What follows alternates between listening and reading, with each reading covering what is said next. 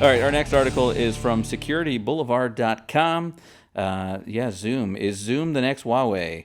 The puppet of the Chinese, says critics.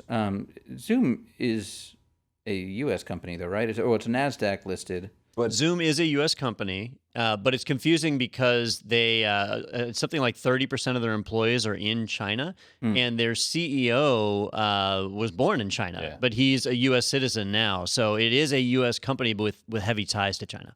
So is it the next Huawei, Dom? I don't think they're making cell phones, so I'm going to say no on that one. Okay. But then. Next story. But the concern is people are saying that China has a heavy influence over Zoom for various reasons, even though they're not Chinese, because 30% of the employees, and the article even mentions like the CEO's parents, they're all in China, that they have some undue influence. And people have worried about it, but this most recent one was that 3 paid Zoom users had their accounts canceled because they were about to put on an event recognizing the Tiananmen Square incident. And the Chinese government contacted Zoom and had Zoom cancel those or ban those accounts. So, now people are saying, well, Zoom's going to do whatever the Chinese state tells them to do. So that's kind of what a puppet does, I guess. My favorite part of the article was they were down here and they were talking about several prominent critics of the Chinese government, including protest leaders in Hong Kong and pro-democracy activists in the United States, have accused Zoom of shutting their accounts in several live events in recent weeks under pressure from Beijing. And as you get down through here, it says that, are you thinking what I'm thinking? Question, how did Zoom know what was being discussed? Does Zoom retain a recording of everything said in meetings on their servers? That was the big security issue. That was the thing that stuck out to me as well. Yeah, and Zoom does have a record feature. If you're the meeting host, you can record it, and it is stored on Zoom servers. They do not have end-to-end encryption on free public accounts. They do have end-to-end encryption, I believe, on paid accounts. So I don't know if that was used here. If end-to-end encryption was used on these paid accounts and they knew it was being discussed in it, that would either mean that Chinese intelligence officials were in the meeting, or Zoom holds the keys to be able to unlock that encryption. So all big concerns that we have with how companies handle our data. See you guys on the Zoom meeting tomorrow.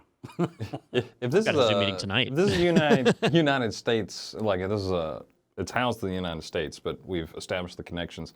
Is there an expectation of privacy? Like if Don and I are having a Zoom meeting and we're talking about private information, does it have to be spelled out in the licensing agreement if I'm paying for that they may have recordings of that, or they may observe that, or how does that work? So it has to be spelled out if they're promising you privacy. It doesn't have to be spelled out if they're not giving you privacy. So, it's kind of like when you select a service, if having privacy is a concern for you, you actually have to hunt for a service that promises that in their end user license agreement that, hey, we will provide encryption with customer provided keys, and you're able to secure that end to end.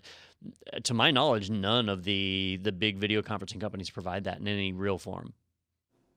By the way, opting into security thing again, why do I have to go out of my way to be, I don't know, sorry. And I'm just kind of getting sad. It's not that hard to set up a WebRTC server to be able to do your own conferencing and control the entire infrastructure around it. Most people don't do that because it's super easy to use Zoom or Teams or whatever, but more and more people are starting to look into that. And we're seeing some open source projects pop up that are basically turnkey solutions for setting up your own conferencing server. If you enjoyed that segment, be sure to check out our entire podcast available in the playlist right here. And you can always subscribe to stay up to date with the latest tech news and other happenings in the IT world. Be sure to tune in every Thursday for new episodes. I hope to see you there.